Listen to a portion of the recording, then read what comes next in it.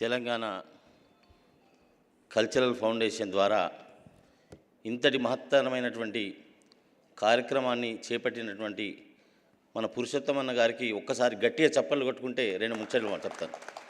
ఇంకా గట్టి కొట్టాలి. ఎందుకంటే ఇంతమందిని ఒక చోట చేర్చి, అంటే కల్చరల్ అంటే ఎన్ని రకాలైనటువంటి ఫెస్టివల్స్ అయినా చేసుకోవచ్చు. అన్న చెప్పినట్టు బోనాలు ఎత్తవచ్చు, ముఖ్య చెప్పినట్టుగా కోలాటం ఆడిపిసమని చేయొచ్చు. కానీ తెలంగాణ ఉద్యమంలో అగ్రభాగాన నిలిచినటువంటి, తెలంగాణలోనే అగ్రభాగాన నిలిచినటువంటి ఉద్యమకారులను, ఉద్యమం చేసిన వారి పేరు మీద అవార్డు ఇవ్వడం అనేది చాలా గొప్పగా ఫీల్ అవుతూ ఉన్నాను. ఎందుకంటే అద్దంకి దయాకర్ అన్న ఎంత గొప్ప ఉద్యమాన్ని చేసిండో. ఉస్మానియా యూనివర్సిటీలో మేము అన్నతోటి మా దగ్గరికి వస్తూ ఉండే, మేము అక్కడ ఉన్నప్పుడు బాగా ఉద్యమం చేసి తెలంగాణ ఉద్యమానికి అవన్నీ తీసుకొచ్చి కాంగ్రెస్ ప్రభుత్వంలో అగ్రభాగాన్ని నిలిచిన అన్న గట్టిగా చప్పట్లు కొట్టాడు. ఒకసారి ప్రొఫెసర్ జయశంకర్ అవార్డు 10 జిల్లాల ఎదపై,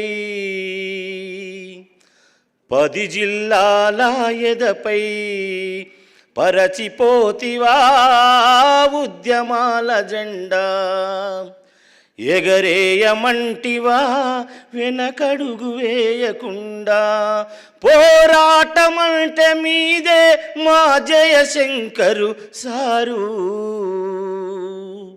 10 జిల్లాల ఎదపై పరసిపోతివా ఉద్యమాల జెండా, ఎగరేయమంటివా వెనకడుగు వేయకుండా.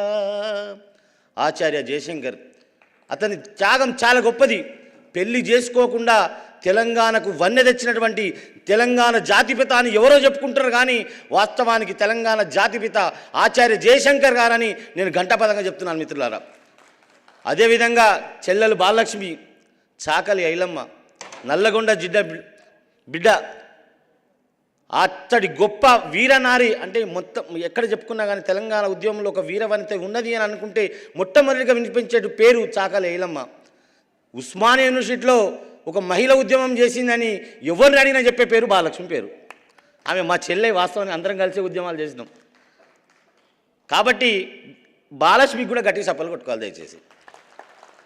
అదేవిధంగా మనం పొన్నం రవిచంద్రన్న సినిమా క్రిటిక్ సంబంధించినటువంటి ఆయన తపన, ఆయన చేసినటువంటి కృషి ఎంతో గొప్పది. కాబట్టి అన్నను కూడా గట్టిగా ఒకసారి చప్పలు కొట్టుకోవాలి.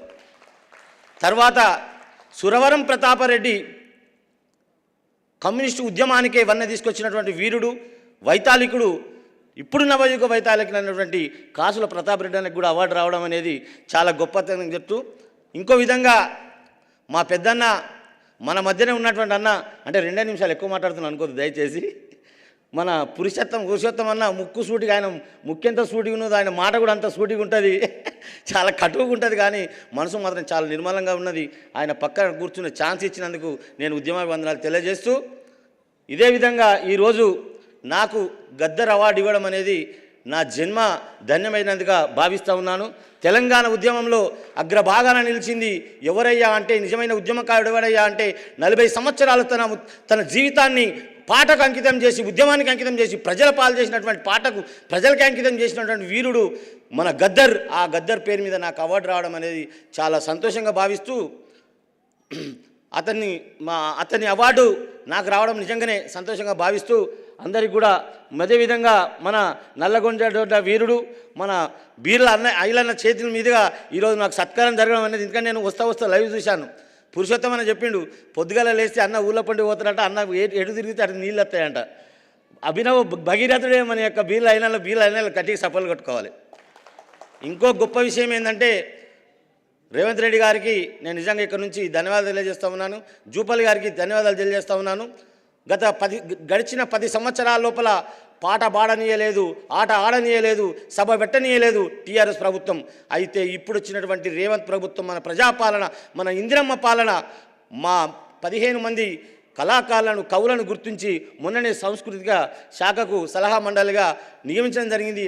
అందులో వన్ ఆఫ్ ది మెంబర్ నేను. కాబట్టి తెలంగాణ ప్రభుత్వానికి ధన్యవాదాలు తెలియజేస్తూ, పురుషోత్తమన్నకు కూడా ఒకసారి ధన్యవాదాలు తెలియజేసి ముగిస్తున్నాను. Thank you very much.